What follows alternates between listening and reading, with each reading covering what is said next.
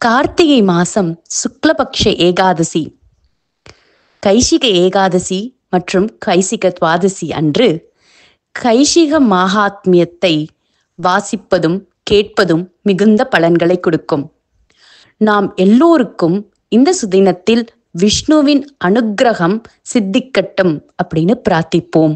ஸ்ரீமத்ரங்க சட்டாரி யோகி சரண நெஸ்தாத்ம ரக்ஷாபரம் ஸ்ரீமத்ரங்க சட்டாரி வீர ரகுராட் லப்தாகமாந்தத்வயம் ஈர்ஷ்யாடம்ப விவர்ஜிதம் சுபகுணைஹி பாந்தம் மகத்வம் சஜம் வந்தே வத்ச விபூஷணம் புதவரம் ஸ்ரீ கிருஷ்ணமாரியம் சதா கிருஷ்ணமாரியம் கருணாலயந்தம் வேதாந்த யுக்மம் சமதீத்தவந்தம் வத்சாபிஜாத்தம் விதுஷான்வரேண்யம் ஸ்ரீபாஷ்ய சிம்ஹம் பிரணமாமி நித்யம். ஸ்ரீமதே வாத்ஸ்ய ஸ்ரீ கிருஷ்ணமாரிய மகாதேசிகாய நமஹ.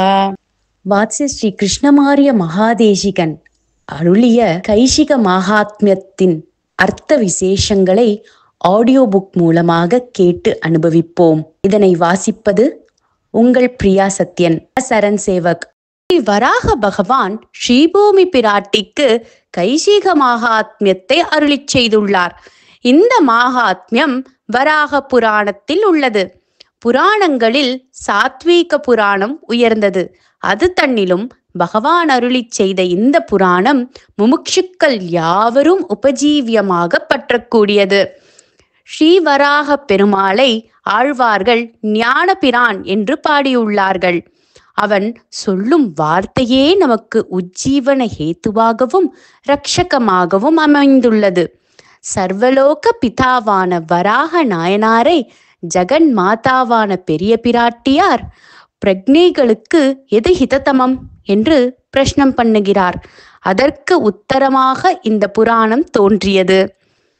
இந்த புராணத்தில் பகவான் அருளிச் செய்த உபாயங்கள் எல்லாவற்றிலும் கானரூப உபாயமே அத்தியந்த உத்கிருஷ்டமாக உள்ளது.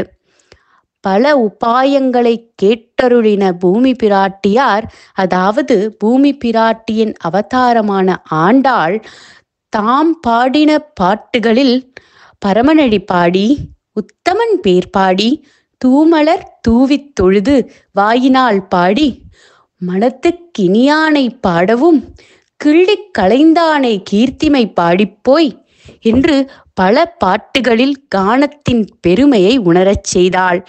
ஆகையால் பகவத் கல்யாண குணங்களை பாடி பயன் பெற்ற பக்தனின் சரித்திரத்தை புராணத்தில் உள்ளபடி இங்கு விவரித்து கூறுகிறோம். கைசிக மகாத்மியத்துக்கு பட்டர் மணிப்பிரவாள நடையில் அழகியதோர் வியாக்கியானம் இட்டருளி உள்ளார். இந்த கைசிக மகாத்மியத்தை கார்த்திகை மாத சுக்லபக்ஷ துவாதசியில் விஷ்ணு கோவில்களில் சேவிப்பது, அதாவது படிப்பது வழக்கம். வைகுண்ட ஏகாதசியை விட கைசிக ஏகாதசியே வைஷ்ணவர்கள் பெரிதாக எண்ணி வருகிறார்கள். ஸ்ரீ வராக பகவான் அருளிச் செய்கிறார். பாட வல்லான் ஒருவன் பிரம்ம முகூர்த்தத்தில், அதாவது விடியற்காலையிலேயே எழுந்திருந்து நம்முடைய குணங்களை போற்றும் பாடல்களை ஒரு பயனையும் விரும்பாமல் மிக்க பக்தியுடன் பாடுவானாயின் அவன் நம்பாடுவான் ஆகிறான். அவன் பாடும் பாடல்களிலுள்ள ஒவ்வொரு அக்ஷரத்துக்கும் 1000 வருஷங்கள் அவன் ஸ்வர்கலோகத்தில் வசிப்பான். அவ்விடத்தில் வசிப்பவர்கள் எல்லாரிலும் அவன் அழகிய சரீரத்தை உடையவனாகவும் குணவானாகவும் இருப்பான். அங்கே சென்று நம்மை மறவாமல் நம் குணங்களை பாடிக்கொண்டிருப்பான். இவ்விதம் உள்ளவனை அந்த தேசத்ததிபதியான இந்திரன் தன் ஆயுதத்துடன் வந்து சேவித்து நிற்பான். இந்த பக்தன் இந்திரலோகத்தில் இருக்கும் அளவும் நம் குணங்களையே பாடி பரவசனாய் பிறரையும் கேட்கச் செய்வான். எப்பொழுதும் நம்மையே நினைத்து கொண்டிருக்கும் அவன் சம்சாரத்திலிருந்து விடுபட்டு ஸ்ரீவைகுண்டலோகத்தை அடைவான். தேவரீர் அருளிச் செய்தபடி கானம் பண்ணி அதனால் பரமபதத்தை அடைந்த மகா புருஷன் எவனாவது உண்டா? அவ்விதம் பாடி பரமபதத்தை அடைந்தவனை பற்றி எனக்கு அருளிச் செய்ய வேண்டும் என்று கேட்டாள் பூமி பிராட்டி. அதற்கு நம்பாடுவான் சரித்திரத்தை பகவான் சொல்லுகிறார். தட்சிணத்திக்கில் மகேந்திரம் என்ற ஒரு பர்வதம் இருக்கிறது. அதிலிருந்து உண்டாகிய க்ஷீர நதி தெற்கு சமுத்திரத்தை அடைகிறது. அங்குள்ள சித்தாசிரமத்தில் திருக்குறுங்குடியில் நாம் இருவரும் வசித்து வந்தோம். அப்போது நம்மிடத்தில் மிகவும் பக்தியுள்ள சண்டாளன் ஒருவன் ஜாக்கிர விரதமுடையவனாக, அதாவது இரவெல்லாம் கண்விழித்து பகவானையே பாடுவதையே விரதமாக உடையவனாக, விடியற்காலையில் நம் கோவிலுக்கு வெகு தூரத்தில் நின்று நம்மிடம் யாதொரு பலனையும் விரும்பாமல் நமக்கு பிரீத்தி உண்டாக நம் குணங்களையே போற்றும் பாடல்களை பாடி வந்தான். இவ்விதம் 10 வருஷங்கள் ஒரு தினமும் விடாமல் பாடி வந்தான். பின்பு ஒரு கார்த்திகை மாதத்தில் சுக்லபக்ஷ துவாதசி நாள் இரவு ஒரு யாமத்திற்கு மேல் எல்லோரும் உறங்கின பிறகு அவன் தூங்காமல் நம்மை பாடுவதற்காக வீணையும் கையுமாக நம் கோவிலுக்கு புறப்பட்டான். வரும் வழியில் ஒரு பிரம்ம ரக்ஷஸ் இவனை பிடித்து கொண்டது. அந்த பிரம்ம ரக்ஷஸ் கொழுத்து பெருத்த சரீரத்துடன் பலமுள்ளதாக இருந்தது. நம்பாடுவான் மிகவும் இளைத்து துர்பலனாக இருந்தார். ஆகையினால் அந்த ரக்ஷசினிடமிருந்து அவன் தன்னை விடுவித்துக் கொள்ள முடியவில்லை. பிராமண ஜாதியில் பிறக்காமையால் பஞ்சாதியை சொல்லி விடுவித்துக் கொள்ள முடியவில்லை. ஆதலால் நம்மை சரணமடைந்து பிரம்ம ரக்ஷசை பார்த்து மதுரமாக ஒரு வார்த்தை சொன்னான். ஓ ரக்ஷசே, சிற்றஞ்சிறு காலையிலேயே சர்வேஸ்வரனை பாடுவதற்காக போகிற என்னை விட்டுவிடு என்றான் நம்பாடுவான். இதற்கு பதிலொன்றும் சொல்லாமல் ரக்ஷஸ் இவன் மேல் மிக்க கோபத்துடன் வந்து விழுந்தது. அப்பொழுது நம்பாடுவான், இவ்விதம் என் மேல் விழுந்து நீ செய்ய போகிற காரியம்தான் என்ன என்று கேட்டான். சண்டாளனே, நான் 10 தினங்களாக பட்டினி கிடக்கிறேன். தெய்வாதீனமாக நீ எனக்கு ஆகாரமாய் கிடைத்துள்ளாய். நான் உன்னை என் ஆகாரமாக்கிக் கொண்டேன். இப்பொழுது உன்னை புஜிக்கப் போகிறேன். உன் இரத்த மாமிசாதிகளை புஜித்துவிட்டு என் இஷ்டப்படி செல்வேன் என்று பதிலளித்தது ரக்ஷஸ். பிரம்ம ரக்ஷசிடம் இருந்து தனக்கு மரண பரியந்தமான ஆபத்து உண்டாகி இருப்பதை அறிந்தும் நம்பாடுவான் கொஞ்சமும் பயப்படவில்லை. நம்மை பாட வேண்டும் என்ற ஆசையால் ரக்ஷசை பார்த்து, ரக்ஷசே, நான் ஒரு உண்மையை சொல்கிறேன் கேள். பகவான் உனக்கு கொடுத்த ஆகாரத்தை நான் தடுக்கவில்லை. அதை உனக்கே கொடுத்து விடுகிறேன். ஆகிலும் நான் ஒரு நியமம் கொண்டிருக்கிறேன். அதன்படி இன்றும் ஜாக்கிரவிரதனாக கோயிலுக்கு எதிரில் நின்று பகவானை பாடி களிப்பித்து விடியற்காலையில் பள்ளி உணர்த்தி திரும்பவும் சந்தோஷமாக உன் இருப்பிடம் வந்து சேருகிறேன். அதன் பிறகு என்னை உன் ஆகாரமாக்க ஆக்கிக்கொள்ள கடவாய் என்றான். பசியால் பீடிக்கப்பட்டிருந்த பிரம்மரக்ஷஸ், சண்டாளா, உன் ஜாதிக்கு அனுகுணமாக பொய்யேன் பேசுகிறாய்? போய் திரும்பவும் வருகிறேன் என்பது பொய்யான வார்த்தையே. மரணத்தை விளைவிக்கக்கூடிய பிரம்மரக்ஷசிடமிருந்து தப்பித்து போய் எவன்தான் மீளவும் அதனிடம் வந்து சேருவான்? நீ மறுபடியும் இதே மார்க்கமாக வரவேண்டும் என்பதில்லை. இவ்வழி தவிர பல வழி உண்டு. இந்த தேசம் ஒழிய பல தேசங்கள் உண்டு. நீ உன் தேசத்தை விட்டு தேசாந்தரம், அதாவது வேறு தேசம் ஓடி போய்விடலாம் என்று நினைத்து இவ்விதம் பேசுகிறாயா? என் பிடியிலிருந்து தப்பித்து போய் திரும்பவும் வருகிறேன் என்று சொன்னது மிகவும் பொய்யான வார்த்தை என்று பதிலளித்தது. இதை கேட்ட நம்பாடுவான் தர்மயுக்தமான வார்த்தையை சொன்னான். ரக்ஷசே, பூர்வ ஜென்மத்தில் நான் செய்த பாபகர்ம வசத்தால் நான் சண்டாள ஜாதியில் பிறந்தேன். அதிலும் பகவானிடத்தில் பக்தியுடையவனாக இருந்து வருகிறேன். ஒரு மனிதனுக்கு உண்டான ஞானம் எனக்கு இருந்து வருகிறது. ஆகையால் நான் பொய் பேச மாட்டேன். 3 லோகத்திற்கும் நாதனான சர்வேஸ்வரன் சந்தோஷிக்கும் படி பாடி என் விரதத்தை முடித்து கொண்டு திரும்பவும் வந்து விடுகிறேன். அதற்கு உண்டான சில பிரதிஜைகளை செய்கிறேன். உலகம் சத்தியத்திலிருந்து உண்டாயிற்று. சத்தியத்திலேயே இவ்வுலகம் நிலைத்து நின்று கொண்டிருக்கிறது.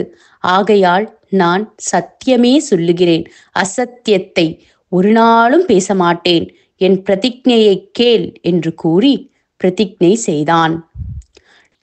நான் மீளவும் வந்தில்லேன் ஆகில் எவன் ஒருவன் சர்வ காரணமான சத்தியத்தை தப்புகிறானோ அவனது பாவத்தை அடையக் கடவேன்.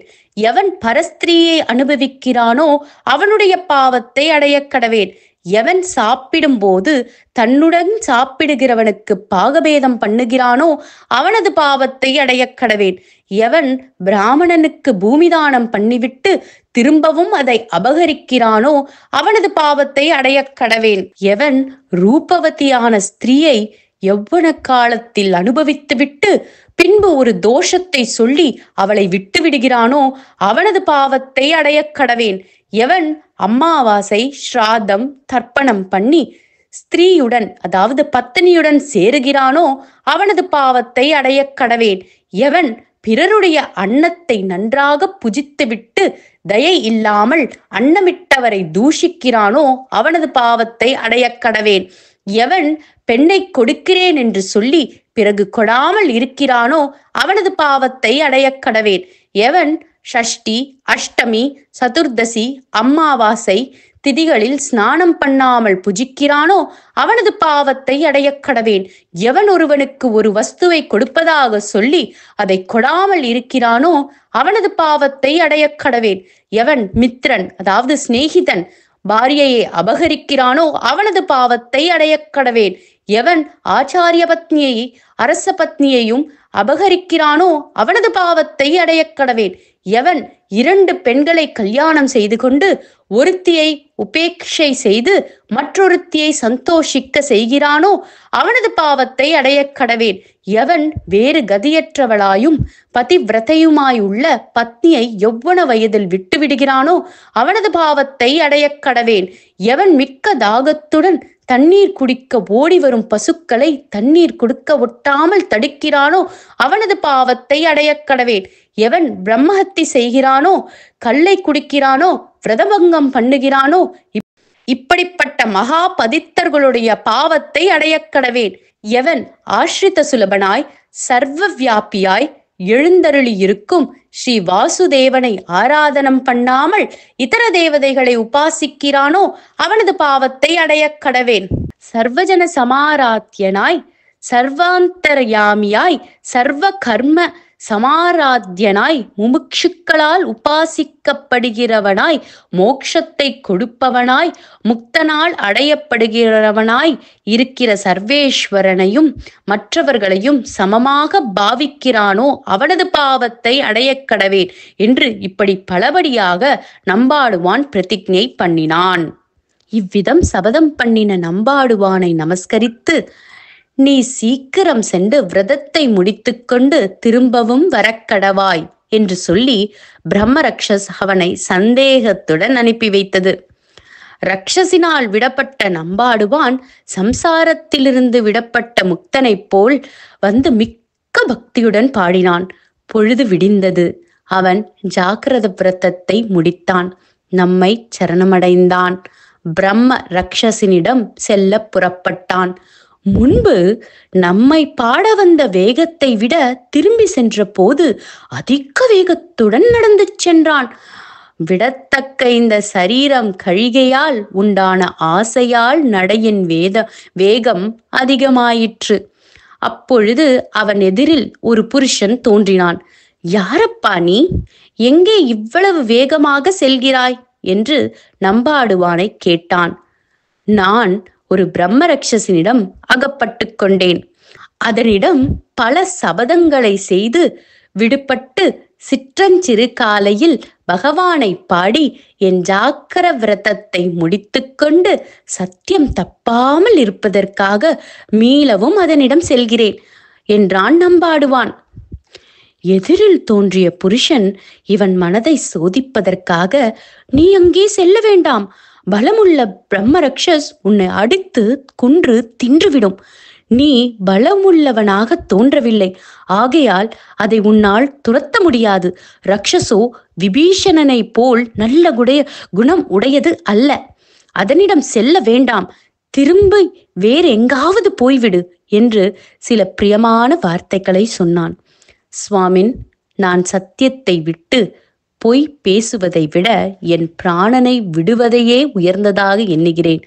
நான் சத்தியம் தப்பினாலும் என் ஸ்வபாவம் சத்தியத்தை தப்பாது என்று சொல்லி நம்பாடுவான் ரக்ஷசனிடம் போக புறப்பட்டான். நம்பாடுவான் பிரம்மரக்ஷசின் இருப்பிடம் சேர்ந்தான். பிராமணனான உன் அனுஜ்ஞையை பெற்று போன நான் ஸ்ரீ அழகிய நம்பியை வாயார பாடி பூர்ண மனோரதனானேன். நீயும் என் சரீரத்தில் உள்ள இரத்த மாமிசாதிகளை பட்சித்து திருப்தனாக கடவாய் என்று ரக்ஷசினிடம் விண்ணப்பித்துக் கொண்டான். பசியுடன் மிகவும் பயங்கரமான இருந்த பிரம்ம ரக்ஷஸ், ஓ சண்டாளனே, நீ உன் பிராணனை விடுவதாக வந்திருக்கிறாய்.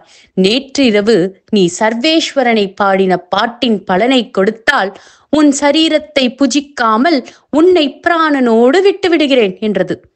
நம்பாடுவான், ரக்ஷசே, நான் சொன்ன சொல் தவறாமல் மீளவும் வந்திருக்கிறேன். நீ உன் பிரதிஜைப்படி என் சரீரத்தை புஜிப்பாயாக. நேற்று இரவு பாடின பாட்டின் பலனை நான் தர முடியாது என்றான். கீத பலன் முழுவதையும் தராவிட்டாலும் பாதி பலனையாவது தந்து தப்பித்து செல் என்றது ரக்ஷஸ். உன் சரீரத்தை பட்சித்து விடுவேன் என்று சொன்னபடி செய்துவிடு. பாதி பலனையும் தரமாட்டேன். அப்பா, ஒரு யாமத்தின் பலனையாவது தந்து உன் பிராணனை விடாமல் உன் புள்ளை பெண்டுகளுடன் சேர்ந்து சுகமாக வாழ்வாயாக. அதுவும் தர முடியாது. ஒரு பாட்டின் பலனையாவது தந்து என்னை பிரம்மரக்ஷஸ் ஜென்மத்திலிருந்து காப்பாற்ற வேண்டும் என்று சொல்லி பிரம்மரக்ஷஸ் சண்டாளனை சரணமடைந்தது. நீ பிரம்மரக்ஷசாக பிறக்க என்ன பாவம் பண்ணினாய் என்று நம்பாடுவான் கேட்டான். அப்பொழுது பிரம்மரக்ஷசுக்கு பூர்வ ஜென்ம ஸ்மரணம் வந்தது. நான் பூர்வ ஜென்மத்தில் சரக கோத்திரத்தில் ஒரு பிராமணனாக பிறந்தேன்.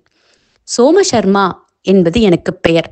நான் பிராமணர்கள் செய்ய வேண்டிய அனுஷ்டானங்களை ஒன்றையும் செய்யவில்லை. பிரஷ்டனாகவே திரிந்தேன். நான் பண ஆசையால் யாகம் பண்ண எண்ணினேன். யாகம் பண்ணிக்கொண்டிருக்கும் பொழுதே 5வது நாள் சூல தோஷத்தால் இறந்துவிட்டேன். அந்த யாக தோஷத்தினால் நான் பிரம்மரக்ஷசாக பிறந்தேன். என்னை காப்பாற்ற வேண்டும். உன்னை சரணமடைகிறேன் என்றது பிரம்மரக்ஷஸ். சரணமடைந்த ரக்ஷசுக்கு அபயப்பிரதானம் பண்ணி கீத பழத்தையும் கொடுப்பதாக நம்பாடுவான் ஒப்புக்கொண்டான். அதன்படியே நேற்றிரவு கைஷிகம் என்று பண்பாடினேன். அந்த கீதத்தின் பயனாக நீ ரக்ஷஸ் ஜென்மத்திலிருந்து விடுபட்டு மோட்சத்தை அடைய கடவாய் என்று சொன்னான். எவன் பக்தியுடன் நம்முடைய சந்நிதியில் வந்து கைஷீகம் என்ற பண்ணை பாடுகிறானோ அவன் நம்பாடுவானை போல் தன்னை ஆசிரியப்பவர்களையும் காப்பாற்றி தானும் நற்கதியை அடைவான் என்று பிராட்டிக்கு ஸ்ரீ வராக நாயனார் அருளிச் செய்தார். நம்பாடுவான் பக்கலில் வரம் பெற்ற பிரம்மரக்ஷஸ் அந்த சரீரத்தை விட்டு நல்ல வம்சத்தில் பிறந்தது. பகவத் பக்தனாக இருந்தது. மோட்சத்தை அடைந்தது. நம்பாடுவானும் நெடுங்காலம் நமது வைபவத்தை பாடி மோட்சத்தை அடைந்தான். எவனொருவன் கார்த்திகை மாதத்து சுக்லபக்ஷ துவாதசி தினத்தில் நம் சன்னதி முன்பே இந்த கைஷீக மாகாத்மியத்தை வாசிக்கிறானோ, எவனொருவன் கேட்கிறானோ, அவர்கள் யாவரும் இந்த லோகத்தில் ஐஸ்வர்யாதி சகல போகங்களையும் அனுபவித்து நம்முடைய லோகத்தையும் அடைவார்கள் என்று பகவான் அருளிச் செய்ததை பூமி பிராட்டி கேட்டு சந்தோஷமடைந்தாள். கான ரூபமான இந்த உபாயத்தின் வைபவத்தை எண்ணி ஆශ්‍රயப்பட்டாள். தஸ்ய யஜ்ஞவராஹஸ்ய விஷ்ணோஹோ அமித தேஜசஹ பிரணாமம் ஏபி குர்வந்தி தேஷாமபி நமோ நமஹ.